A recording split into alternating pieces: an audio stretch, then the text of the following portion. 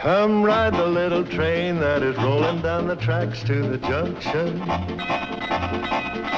Forget about your cares, it is time to relax at the junction.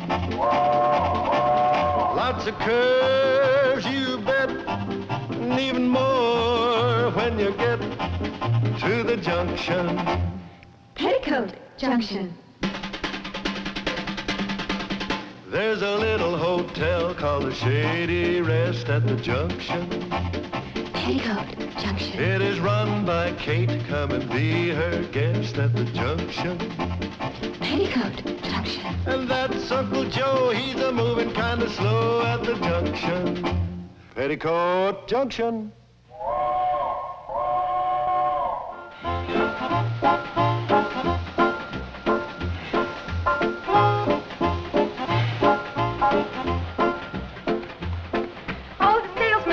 Charlie. And still no sign of Mr. Bedloe. He's going to be a mighty surprised railroad vice president when he wakes up and finds out his train is gone. Kate sure had a wonderful idea to sneak out of here while... Boyd, are you burning railroad ties again? Gee, Charlie, I just burned the loose ones. Besides, we need a quick fire. You go tell your ma that if she can keep Mr. Bedloe asleep just 10 more minutes, we're on our way to Pixley. Will do.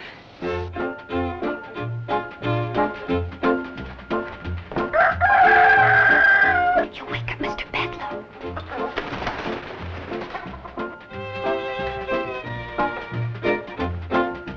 Everybody get on the train? Yes, Mom, but it'll be another 10 or 15 minutes before Charlie and Floyd can get up enough steam to pull out. We just got to see to it that Mr. Bedloe doesn't wake up before they leave. All aboard! That crazy bird. Phoebe, please, you'll wake Mr. Bedloe. Run get her a piece of toast. Oh, and hide Uncle Joe's Indian. He found it again. Really? Not yet. Is he still asleep? Yes, but Uncle Joe's fussing around. He can't find his bathrobe. Oh, I loaned it to Mr. Bedloe. And you tell him that Mr. Bedloe is sleeping in the bridal suite and not to disturb him. Will do. Oh, Billy Joe, you start getting things ready so the minute Mr. Bedloe wakes up, we can quick serve him breakfast in bed and keep him there. But Charlie and Floyd and those salesmen ate up all the eggs. Oh, no. Oh, Betty Joe, go out and gather up some eggs, dear. Bobby Joe, you keep an eye on the upstairs. Okay, Mom. And you start cooking up some ham, bacon, and sausage, and try not to burn it. Burn it! Burn it! You keep your big beak closed except for eating.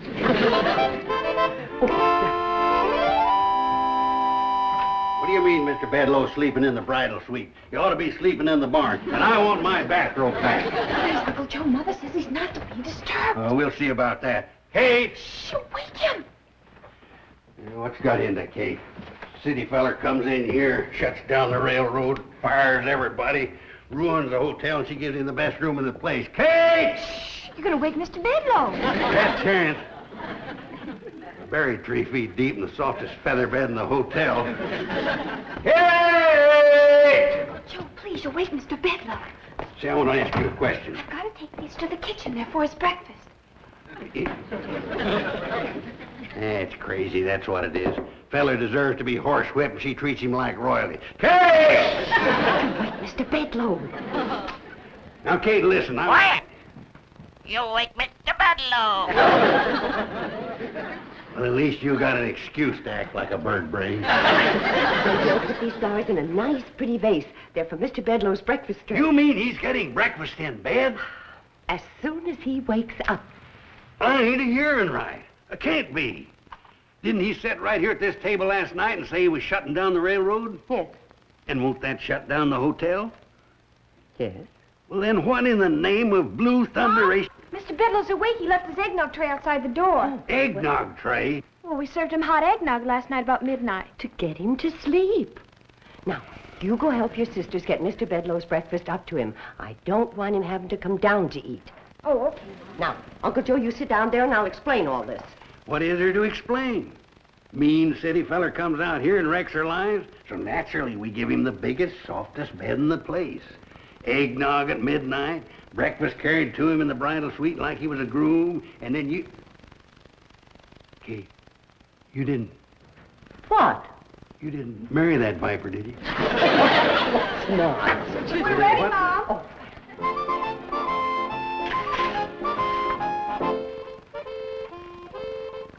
That's very nice.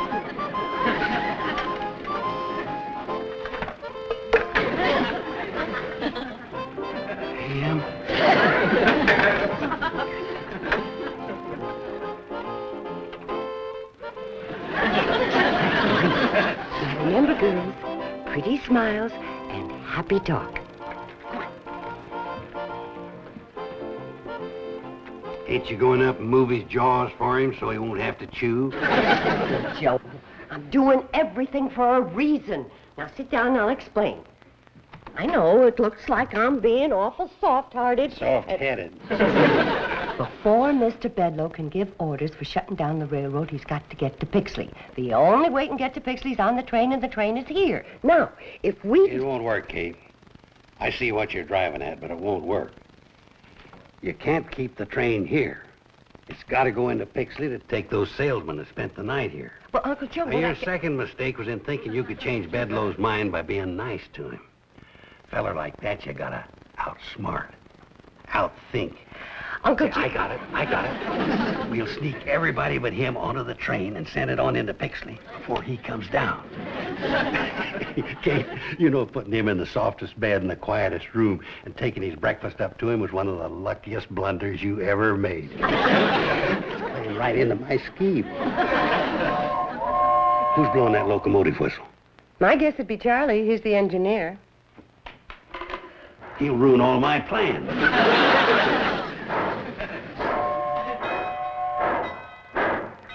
The darn fool's pulling out. We won't have time to wake the salesman.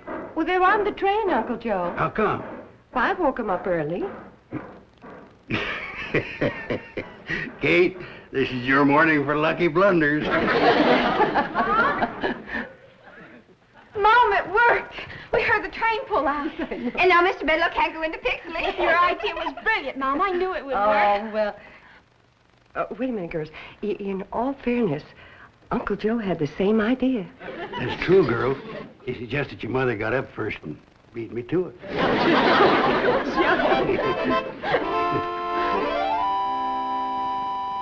Morning, Mr. Bedloe. All right. Whose idea was it to run off with my train and leave me stranded? Mr. Bedloe, gentlemen are not permitted in the dining room in their robes. I am no gentleman, and this is not my robe. Now, do I get an answer to my question? All right. We'll let the government settle it. Stealing trains happens to be a federal offense, and everybody connected with this conspiracy is in very serious trouble.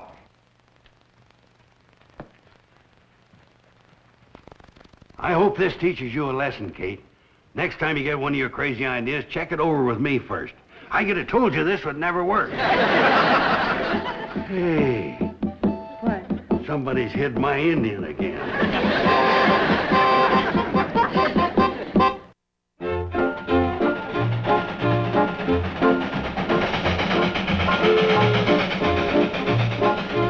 No, Charlie, I feel kind of bad about us running off, leaving Kate to face the music. Well, if it was anybody else but Kate, I'd be mighty worried, but that's one woman in a million. She sure is. I never met a woman yet to compare with Kate. How come you never asked her to marry you, Floyd? I don't think I'm good enough for her. How about you? I feel the same way. You do? I don't think you're good enough for her either. We're coming on into Pixley. Think we better stop? Well, if we turn around and go back to Shady Rest, Bedloe will grab the train. Oh, I don't think so. By the time we get back there, Kate will have him eaten out of her hand. Kate can kill a man with kindness, all right. Well, if she doesn't kill him with kindness, them daughters of hers will pretty him to death. It's lunchtime, Mr. Bedloe. Come right into the dining room. Everything's ready for you. Yeah? What's everything? Poison food? Booby traps? Boiling oil? What's waiting for me behind that curtain? Your lunch, Mr. Bedloe. Down, sit down. Everything's piping hot. If you're expecting me to change my mind about canceling the train, forget it. It's a good idea. Uncle Joe, a sour face is not welcome in the dining room. Then what'd you bring him in for? You either smile or stay in the kitchen. I'll stay in the kitchen. Please, sit down. Girls. If this isn't a bribe, why all the attention? As long as you're a guest in my hotel, you're entitled to Shady Rest hospitality. We do not bring our differences to the table. All right, girls, start the food.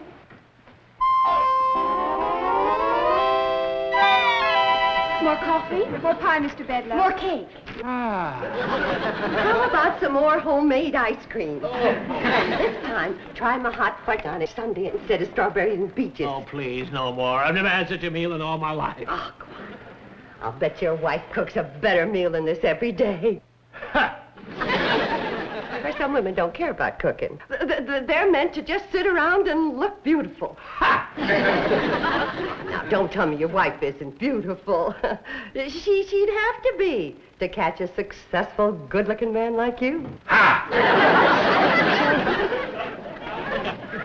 Oh, yes, let's go into the lobby where you can relax and listen to the entertainment. Entertainment? Just a little singing to settle the food. Nothing like music after a meal. What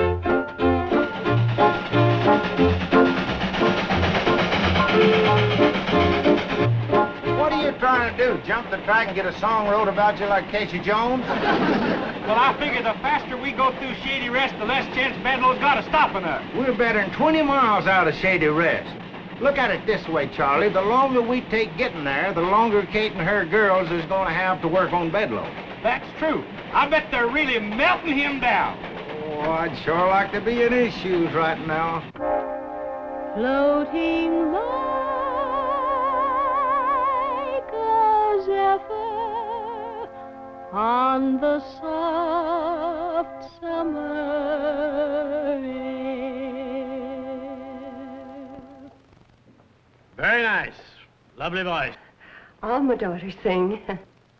Girls, Mr. Bedloe being a railroad man, maybe he'd like to hear a railroad song. How about this one? There's a train that runs through this wide valley that is loved by one and all.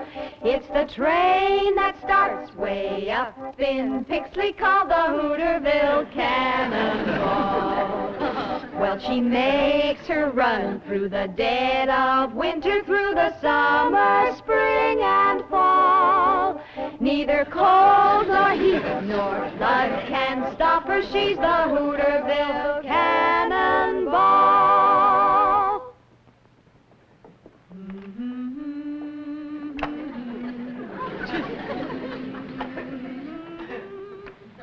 Yes, Mr. Bedloe. The folks in this valley depend on that train. It hauls the farmers' crops to market. It takes their children to school. It brings their supplies from town. And on Sunday, it makes a special trip just to take folks to church. When my 3 babies were born, who came screaming through the night to bring the doctor to my side? The Hooterville Cannonball. Her whistle speaks a language we all understand. To the children, it's a lullaby. To the young folks, a song of love. And to the old, a hymn of comfort. Mr. Bedloe, the folks in this valley haven't got much money. But as long as that little train runs, they'll never be poor. That's the Hooterville Cannonball.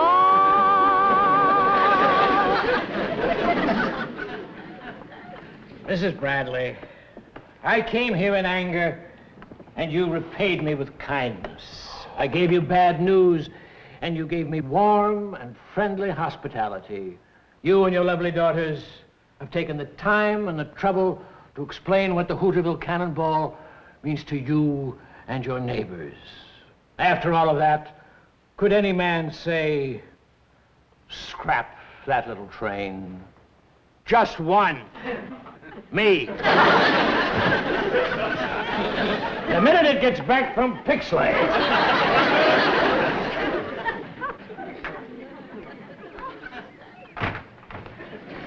Oh, Mr. Bedloe, have a chair.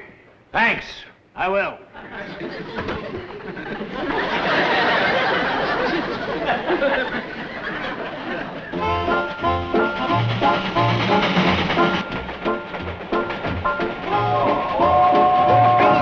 We're getting close to Shady Rest, and you'll tip off Bedloe we're coming. I think he knows it already, Floyd. Take a look. It's Bedloe. Right smack dab in the middle of the track. Think we ought to stop? Of course we're going to stop, you smokehead. That's one of Kate's best chairs.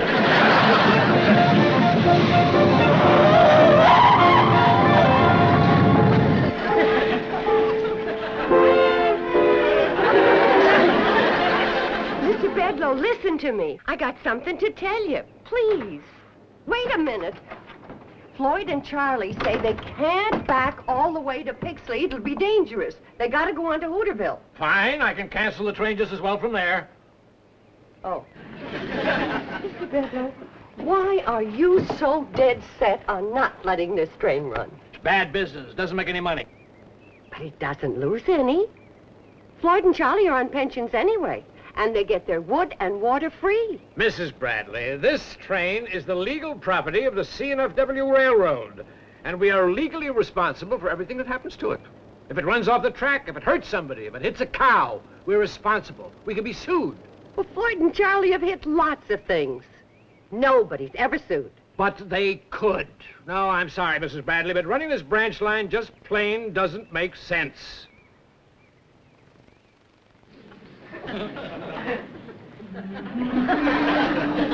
Doesn't it make sense to help folks when they need it?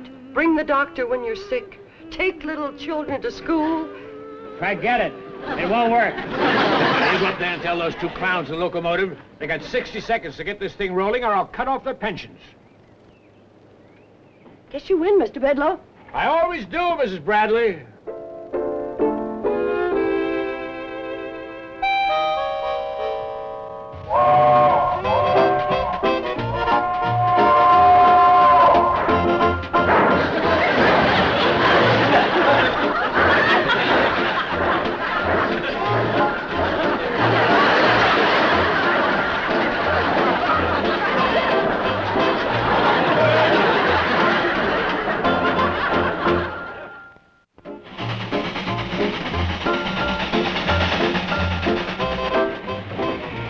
Kate, this first time you ever rode up here. And the last.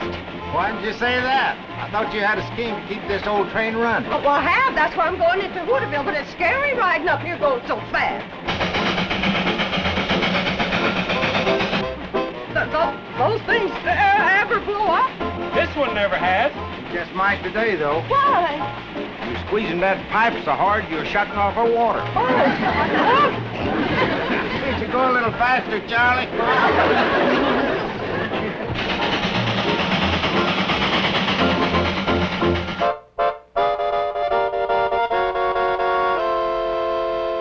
Hey, I suppose you think that was pretty smart, my sitting in that coach while the engine went to Hooterville. No, I thought it was kind of stupid myself. I ought to knock you over that railing. You shouldn't have said that, Bedloe. No? Why not? Because it scared me. Wait a second. Sit down. Okay. That stupid train the only way to get to Hooterville? No, There's another way. that's right. You mean somebody can take me? Yeah. I can take you. Now listen, old-timer. I didn't mean to yell at you. I know you're not in this with these other people. I can see you're an intelligent man. You can? Now, I'm willing to pay you. No, I didn't ask for any money. I know you didn't. I'm forcing it on you. Now, come on, let's get going.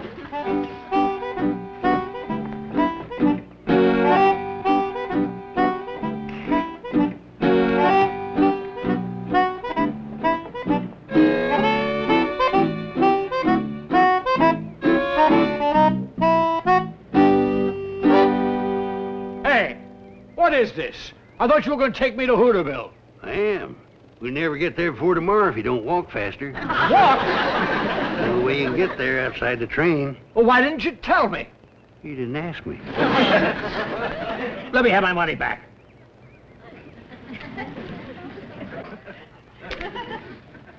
Indian giver.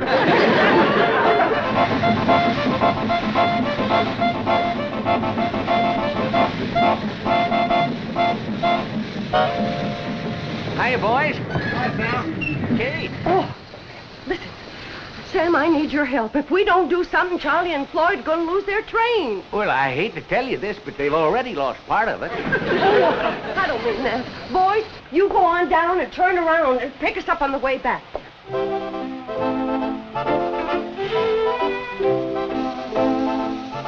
Hurry up, boys. All right, Kate.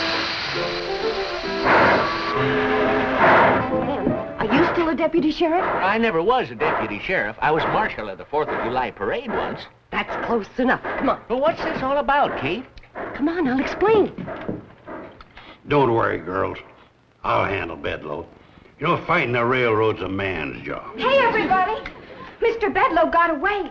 He's on his way to Hooterville. Oh, no. He found that old hand car and got it on the track.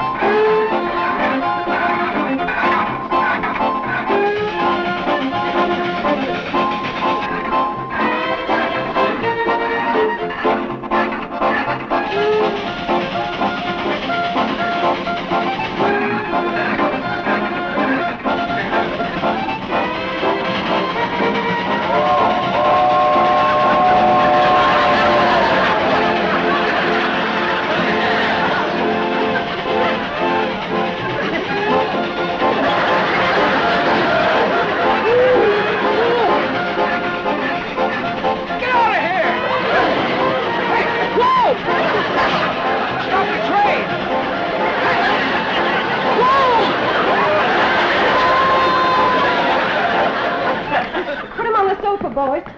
Is he hurt? No, he's just all pumped out. He'll be all right as soon as he gets his wind back. We run him for 5 miles. Are you going to be all right, Mr. Bedloe? I guess so. Who are you? My name's Drucker. Hey, Marshal Drucker from Hooterville. Marshal Drucker. He's a lawman. Thought you ran a general store. Yeah, I do that, too. Also publish the newspaper. Yeah, plus being the postmaster. And he's the mayor? Never mind all that. Oh, if you're marshal, arrest every one of these people. What's the charge? Stealing a train. You mean Charlie and Floyd's train? That's my train. Oh, I'm the official representative of the C&FW Railroads. Marshal Drucker, do your duty. Yeah, be quick about it. All right. Mr. Bedloe, I hereby serve you with these 27 summonses, complaints, subpoenas, and overdue bills.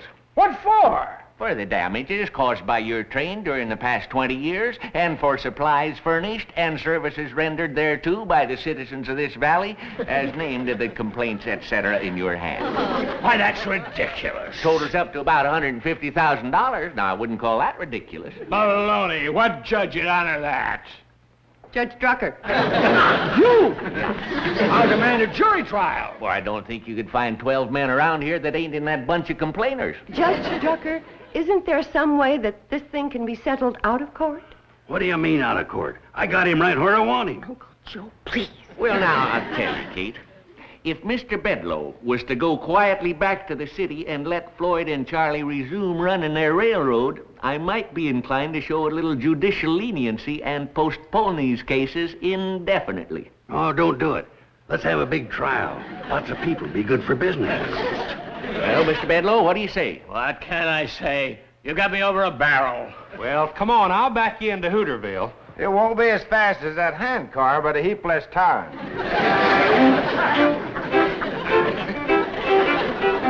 Well, Kate, you pulled some beauties today. But letting him go was the biggest blunder of all. Oh, you think so? Well, he admitted himself we had him over a barrel. Well, I'm sorry. I don't blame you, Kate. But from now on, leave these things up to me. You know, fighting the railroad's a man's job. I'll remember, Uncle Joe.